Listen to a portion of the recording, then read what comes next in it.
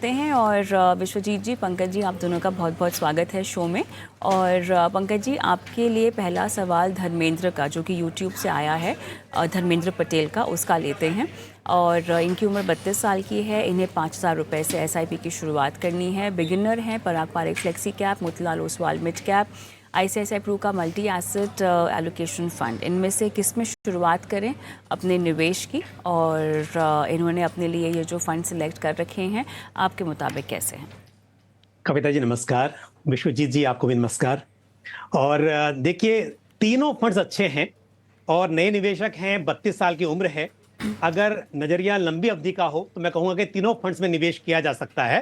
अगर 5,000 रुपये निवेश करने हैं तो ICICI prudential multi asset fund में 2,000 रुपये, पराग पारिक फ्लेक्सी कैप फंड में 2,000 रुपये की एसआईपी और 1,000 रुपये कर सकते हैं Motilal Oswal mid cap fund में।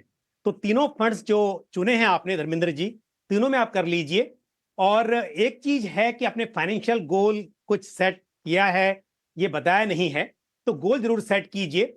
और क्योंकि आप नए निवेशक हैं, इसके लिए एक बात जरूर ऐड करूंगा कि जब लॉन्ग टर्म की बात हो तो आप स्टेप अप भी जरूर करें। साल दर साल इनकम बढ़ती है। आप देखिए, यदि 5,000 महीना निवेश करते हैं और उदाहरण के तौर पर 20 साल तक आप निवेश करते हैं तो करीब 50 लाख रुपए इकट्ठा कर सकते हैं। लेकिन वहीं यदि आप 10% से स्टेप अप कर लें, शुरुआत 5,000 से कर रहे हैं लेकिन स्टेप अप करें 10% से, तो सेम 20 साल की अवधि में आप करीब करीब 1 करोड़ रुपया इकट्ठा कर सकते हैं, डबल हो जाएगा amount.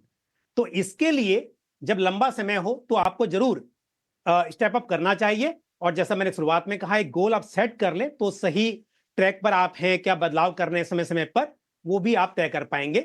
All the best to you. Pankaj ji, ये जो पूरी प्रक्रिया होती है जब आप पहली बार निवेश कर रहे होते हैं, उसमें फंड का चुनाव कितना ज़रूरी होता है, या सही फंड का चुनाव कितना ज़रूरी होता है? और जिस तरह से हमें परफॉर्मेंस दिखाई दे रही है पंकज जी, हर फंड आपको सही लगता है, हर फंड में आपको मुनाफा दिखाई दे रहा है, ठीक है? तो अब ऐसे में सही फंड का चुनाव या सही फंड की परिभाषा फिर आपके लिए क्या हो जाएगी? देखिए, पहली बात तो यह है, जब बात लंबी अवधि की हो तो वहां पर आपके पोर्टफोलियो में सभी सेक्टर्स और सभी तरह के मार्केट कैप्स हों और सभी एसेट क्लासेस हों, ये बहुत जरूरी होता है। तो ऐसे में अगर हम इक्विटी की बात करें तो large cap, mid cap, small cap, सभी कुछ आपके पोर्टफोलियो में होना चाहिए। लेकिन क्योंकि यदि आप नए निवेशक हैं, मार्केट को बहुत अच्छा समझते नहीं हैं और शुरुआत में ही जोखिम ज्यादा ले लें, तो इससे नुकसान होगा तो शायद आपको ज्यादा दुख होगा। यदि आप पुराने इन्वेस्टर्स हैं, आपने काफी पैसा कमाया हुआ है, ऐसे में आपकी जोखिम लेने की क्षमता थोड़ी बढ़ जाती है। तो धर्मेंद्र पटेल जिन्होंने कहा कि वो नए निवेशक हैं, अब स्पेशली मैंने देखिए यहां कहा कि आप मल्टी एसेट एलोकेशन फंड, ऐसा फंड जिसका निवेश इक्विटी, डेट और गोल्ड तीनों एसेट क्लासेस में होता है, उसमें मैंने कहा कि 2,000 रुपये कीजिए। इसी तरह से फ्लेक्सी कैप फंड, जहां पर आपका निवेश जो है वो लार्ज कैप में ज्यादा एलोकेटेड है, एलोकेशन ज्यादा लार्ज कैप में है, और प्लस फ्लेक्सी कैप फंड है, एक well established flexi cap fund है, तो वहां 2,000 रुपये। अब मिड कैप की क्योंकि वैल्यूएशन थोड़ी एक्सपेंसिव है, तो वहां मैंने सजेशन दिया कि 1,000 से स्टार्ट कीजिए।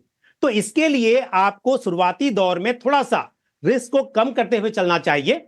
आगे जब थोड़ा पैसा बन जाए, मार्केट की स्थिति अच्छी हो, तब आप मिड कैप में पैसा बढ़ाइए, स्मॉल कैप भी ऐड कीजिए। तो शुरुआत में निवेशकों को कम जोखिम के साथ शुरुआत करनी चाहिए। फिर बदलाव करने की तो हमेशा आपके पास चॉइस रहती ही है। तो पोर्टफोलियो को रिव्यू करना, रीबैलेंस करना, ये समय समय पर आपको करना होता है। और right, Dharmendra Patel phone line पर तो है नहीं, यूट्यूब पे सवाल दिया इन्होंने। बहरहाल आपने विस्तार से इनको जवाब दे दिया। आगे बढ़ते हैं। सुभाष हमारे साथ फ़ोन लाइन पर जुड़ चुके हैं। इनका सवाल विश्वजीत जी के लिए है। सुभाष, हाय, गुड इवनिंग, धन्यवाद अपना सवाल हमें भेजने के लिए। जयपुर राजस्थान से बोल रहे हैं आप? Hi. Yes yes ma'am, Jaipur Rajasthan. Okay, अच्छा। कुछ आपने फंड्स की डिटेल्स दी है।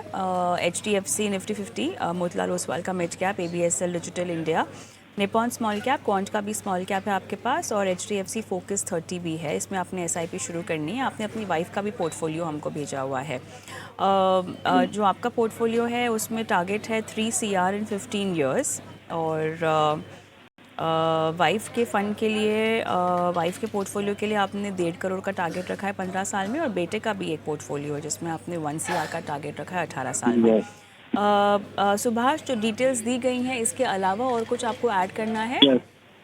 नहीं, इसका मुझे पूछना था एक्चुअली इन्हीं में ही कि जैसे मैंने बेटे का मुझे स्टार्ट करना है तो मैं कैसे स्टार्ट कर सकता हूँ एसआईपी, कौन सा प्लेटफॉर्म है जो सर्विस प्रोवाइड करवाता है, एंड ओवरऑल मुझे इसमें कितना मेरा कुछ ओवरलैप हो रहा है क्या? जैसे मैंने 2 एसआईपी का ऐड करने के लिए अभी डिटेल दी है, अच्छा, जैसे एचडीएफसी अभी फोकस। जो आप निवेश कर रहे हैं वो किस प्लेटफॉर्म से कर रहे हैं?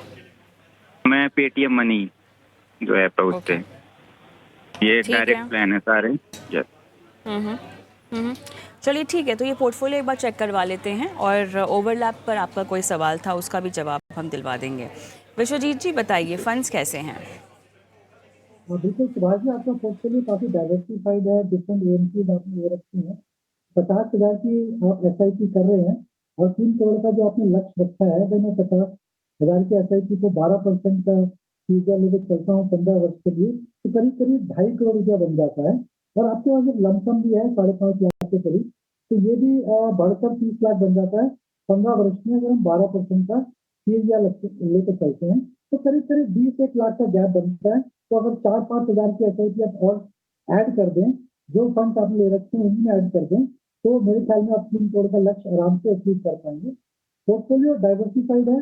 और जहाँ तक कि आपकी धर्मपत्नी का भी पोर्टफोलियो है, वो 20,000 की एसआईपी कर रही है, तो 12% का सीएसआर लेकर चलते हैं तो 15 वर्ष में करीब करीब 1 करोड़ बनता है। लेकिन जो तो इनका रोकना लक्ष्य होगा है, विश्वजीत जी, आपको रोकना होगा थोड़ा सा, क्योंकि आपकी आवाज़ हमें सही तरीके से आ नहीं रही है। मेरे ख्याल से एक बार हम जो है ये ऑडियो फिक्स करने की कोशिश करेंगे और उसके बाद एक बार फिर से आएंगे जवाब पे, क्योंकि काफ़ी विस्तार से आप तीनों पोर्टफोलियो पे जो है इनको जवाब दे रहे थे। इनफैक्ट कुछ कैलकुलेशंस भी आपने यहाँ पर प्रेजेंट की, जो आप बता भी रहे थे कि 50,000 रुपये अगर मंथली एसआईपी करते हैं 15 साल में और 12% तक का सीएजीआर लें तो ये लगभग 2,52,00,000 के आसपास हो जाएगा। और साफ तौर पे इनको अपना निवेश बढ़ाने की भी सलाह आप दे रहे हैं। जो आप फंड्स की बात कर रहे थे उसमें आपने कहा कि फ़ंड्स काफ़ी हद तक वेल डाइवर्सिफाइड हैं अक्रॉस मार्केट कैप्स भी, अक्रॉस एएमसीज भी, तो ये फ़ंड्स का चुनाव शायद सही रह सकता है आपके मुताबिक। बहरहाल इस पर आप आगे अपनी टिप्पणी दे सकते हैं। एक रणनीति जो कि शायद आप हाईलाइट करना चाहें अपने जवाब में, उन्होंने अपना पोर्टफोलियो, अपनी वाइफ का पोर्टफोलियो, अपने बेटे के नाम का भी एक निवेश का पोर्टफोलियो दिया हुआ है। तो मेरे ख्याल से इन टर्म्स ऑफ क्लैरिटी और उस पोर्टफोलियो को जो है एक लक्ष्य भी दिया हुआ है इन टर्म्स ऑफ कॉर्पस जो इकट्ठा करना है, और साथ ही इन्वेस्टमेंट टाइम होराइजन भी जो है उस पर दे रखा है, सो दैट इन्वेस्टमेंट स्ट्रैटेजी एक क्लियर हो सके। तो उस पर भी अगर आप चाहें तो जवाब दे दीजिएगा अपनी समझाइश में। क्या मेरे साथ आ चुके हैं विश्वजीत जी? चलिए, विश्वजीत जी मेरे ख्याल से अभी कनेक्ट नहीं हो पा रहे हैं, यहाँ पर कुछ दिक्कत आ रही है इनके ऑडियो को लेकर। लेकिन सुभाष, मुझे आपसे ये जानना है, क्योंकि आपने कहा कि आप पेटीएम मनी से एसआईपी कर रहे हैं, जो आपने फ़ंड्स क्योंकि अपने पोर्टफोलियो में डाले हैं, और विश्वजीत जी कह भी रहे थे कि काफ़ी डाइवर्सिफाइड पोर्टफोलियो है आपका। मेरे ख्याल से सुभाष भी मेरे साथ फ़ोन लाइन पर फ़िलहाल नहीं हैं। कोई बात नहीं। पंकज जी, आपको मेरी आवाज़ आ रही है? जी बिल्कुल क्लियर है। ऑलराइट। पंकज जी, जो पोर्टफोलियो हम आपके पास, खैर ये सवाल नहीं होगा, पर जितनी भी बातें आप सुन पाए हैं, बहुत सारे लोग जो हैं ऑनलाइन प्लेटफॉर्म से प्रेफर कर रहे हैं निवेश करना। मेरे ख्याल से ये एक बहुत बड़ी वजह है कि हमने इक्विटी मार्केट्स में जो भागीदारी है वो बढ़ती हुई भी देखी है निवेशकों की। लेकिन अब जैसे कि सुभाष ने भी ये सवाल पूछते वक्त एक चीज़ का जिक्र किया कि मैं चुनाव कैसे करूं, हालांकि अभी ये पेटीएम मनी के ज़रिए अपनी एसआईपी कर रहे हैं, लेकिन जब भी कोई ऑनलाइन प्लेटफॉर्म पर निवेश करना चाहता हो तो वो किस तरह से जो है वो चुनाव करे? देखिए, आप किसी भी प्लेटफॉर्म से निवेश करें, इंपॉर्टेंट ये है कि स्कीम्स कौन सी हैं। अल्टीमेटली आपका जो पैसा है वो जाना है म्यूचुअल फंड की स्कीम में। तो सिर्फ ये सर्विस प्रोवाइडर्स हैं, सर्विस कौन अच्छी दे रहा है वो आपको देखना है। दूसरी बात क्या है, कुछ प्लेटफॉर्म्स ऐसे भी हैं जहां पर आपको रेगुलर फंड्स भी दिए जाते हैं। तो यदि आप डायरेक्ट इन्वेस्ट कर रहे हैं, आपको किसी की कोई हेल्प नहीं चाहिए, गाइडेंस या फिर सर्विस, तो ऐसे में फिर आप डायरेक्ट प्लान्स, यदि आपका इरादा ही डायरेक्ट प्लान्स में इन्वेस्ट करने का है, तो फिर आप ऐसा प्लेटफॉर्म चुने जहां पर आप डायरेक्ट स्कीम चुन पा रहे हो। और यदि आपको किसी की मदद चाहिए, आपको किसी की गाइडेंस या सर्विस चाहिए, फिर आप रेगुलर प्लान चुन सकते हैं। और यदि रेगुलर प्लान चुन रहे हैं तो बेहतर ये होगा कि जो एडवाइजर है उससे आपकी 1-to-1 बात हो। भले ही आप ऑनलाइन करें, पर ऐसे नहीं कि कोई अननोन प्लेटफॉर्म है, मतलब जिसमें आपकी 1-to-1 बात नहीं होती है और फिर आप रेगुलर प्लान बाय कर रहे हैं। बाकी इसमें कोई दिक्कत नहीं, आप ईटी मनी से करें या पेटीएम मनी से करें या फिर कोई दूसरे भी कोई भी प्लेटफॉर्म्स हो, बस ये बात तय कर लें क्योंकि सर्विस ठीक हो। और आपको एक बात बहुत इंपॉर्टेंट है, जैसे हम देख रहे थे सुभाष जी ने जो स्कीम चुनी है, लार्ज कैप भी है, मिड कैप है, स्मॉल कैप है, वेल डाइवर्सिफाइड पोर्टफोलियो है। तो यदि समझ है आपको कौन सी स्कीम चुननी है, तब डायरेक्ट बिल्कुल आप प्लेटफॉर्म की मदद ले सकते हैं। अदरवाइज मेरी राय यही होती है कि शुरुआती दौर में तो कम से कम आपको किसी एडवाइजर की मदद से निवेश की शुरुआत करनी चाहिए।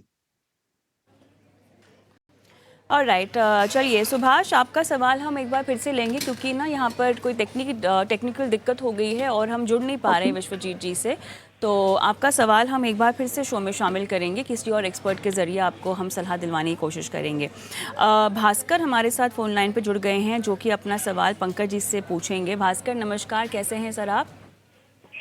नमस्कार मैडम, सब ठीक है मैम? कोलकाता से बोल रहे हैं सर? हाँ जी मैम।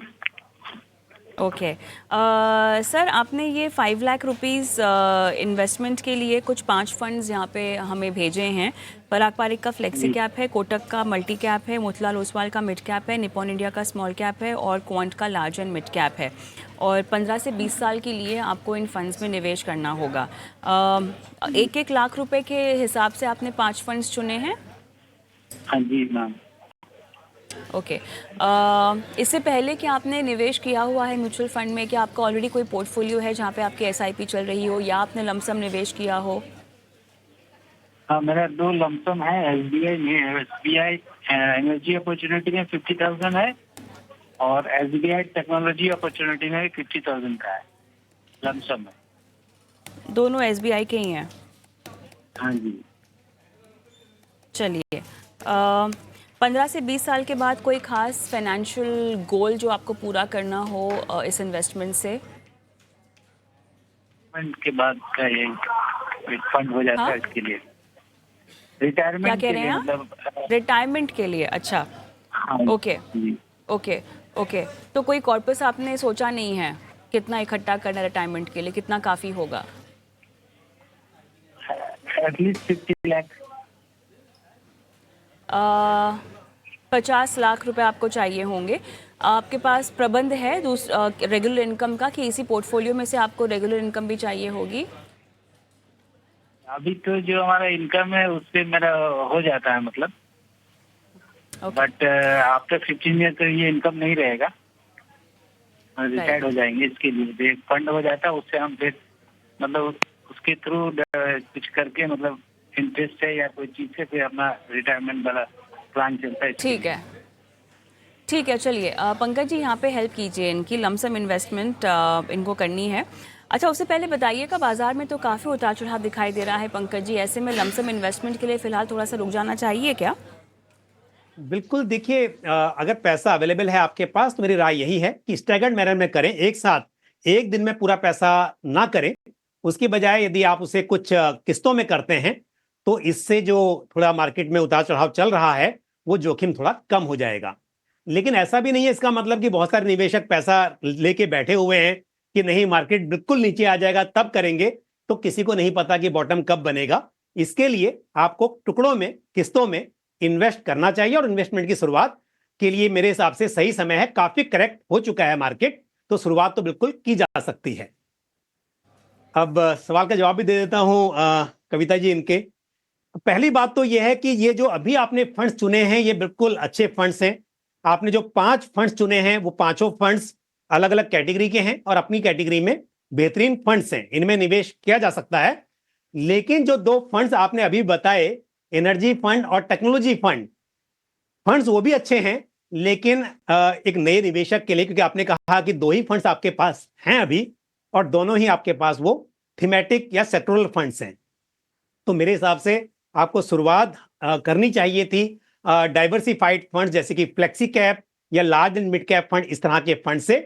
बहरहाल आपने पहले से इनमें निवेश कर दिया है तो अब बने रहिए, और आप जो फंड्स कर रहे हैं उनमें आप कर सकते हैं लेकिन जैसा मैंने अभी कहा कि आपको 5 लाख करने हैं, 1-1 लाख इन स्कीम में आप कीजिए, लेकिन आप कीजिए एसटीपी यानी कि systematic transfer plan.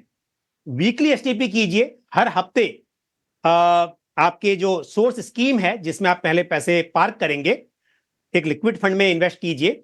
Liquid fund से हर वीक में ये पैसे आपके ट्रांसफर होंगे जो स्कीम आपने चुनी है उन स्कीम्स में। और आप क्या कीजिए, 16 हफ्ते की यानी करीब करीब 4 महीना हो जाएगा, तो 16 वीक्स की आप एसटीपी कीजिए। तो जैसे आपको मान लीजिए पराग पारिक फ्लेक्सी कैप फंड में करना है, तो पराग पारिक के आप लिक्विड फंड में करेंगे और वहां से आपका पैसा ट्रांसफर होगा। इसी तरह से यदि आपको कोटक मल्टी कैप फंड में करना है, तो कोटक लिक्विड फंड में पैसे पार्क कीजिए 1 लाख रुपए, और वहां से हर हफ्ते आपके पैसे ट्रांसफर होंगे आपके कोटक मल्टी कैप फंड में। तो एसटीपी के जरिए 16 हफ्ते में पूरे पैसे इक्विटी में निवेश हो जाएंगे। फिलहाल के लिए वो जो 5 लाख रुपए हैं, 1-1 लाख करके लिक्विड फंड में आपको पार्क करने चाहिए। एक सलाह और दूंगा, देखिए आपने कहा 15 साल के बाद रिटायरमेंट है आपका, और 50 लाख का टारगेट आपने कहा। 50 लाख की कीमत करीब करीब 1/3 हो जाएगी महंगाई के हिसाब से। तो एक तो टारगेट आपको बड़ा करना चाहिए, दूसरी बात 5 लाख रुपए जो निवेश कर रहे हैं अभी इस वक्त आप, उनमें आप हो सके तो एसआईपी भी शुरू कर दीजिए। 16 हफ्ते तो ये निवेश होगा, उसके बाद हर महीने जो भी पॉसिबल हो 10,000 15,000 वो और आप एसआईपी के जरिए ऐड करते जाइए, ताकि आपके पास 15-20 साल के बाद और बड़ी राशि इकट्ठा हो सके। और राइट, चलिए भास्कर हमारे साथ फोन लाइन पर जुड़े हुए हैं। भास्कर, क्या आपको सलाह समझ में आ गई है? बहुत एहतियात बरतना होगा आपको और किश्तों में निवेश करना होगा। कुछ और पूछना है आपको? फंड जो मैंने चूज किया वो ठीक है कि इसमें कुछ चेंजेस करना है? नहीं, फंड्स आपके चुने हुए अच्छे हैं, लेकिन आपको थोड़ा सा इसको एसटीपी के जरिए निवेश करने की सलाह दी जा रही है। अच्छा, ठीक है। All the best Bhaskar. चलिए हम रुकते हैं छोटे से ब्रेक के लिए। ब्रेक के उस पार दर्शकों के सवालों के जवाब हम दे रहे हैं। ब्रेक पर जाएं उससे पहले एक नंबर फ्लैश कर देते हैं आपकी स्क्रीन पे, जो कि व्हाट्सएप नंबर है, और साथ ही यूट्यूब पर भी सवाल भेजना चाहें तो आप हमें कमेंट बॉक्स पे अपने सवाल भेज सकते हैं। मिलते हैं ब्रेक के बाद।